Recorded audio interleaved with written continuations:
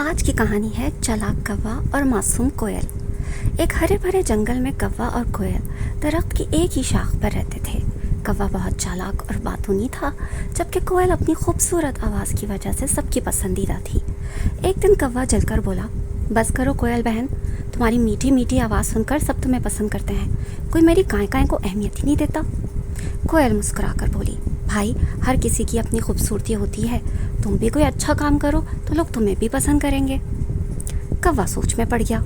अगले दिन इसने जंगल में फैला कचरा इकट्ठा करना शुरू कर दिया। जानवर हैरान हो गए। कुछ दिनों बाद सब कौवे की सफाई की आदत की तारीफ करने लगे।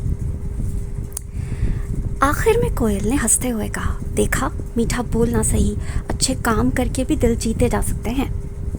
बच्चों, इस कहानी से हमें ये सबक मिलता है कि हमें अपनी खूबियों को पहचानना चाहिए और दूसरों की कामयाबी से हसद नहीं करना चाहिए, बल्कि खुद भी अच्छे काम करने चाहिए ताकि हमारा भी नाम हो।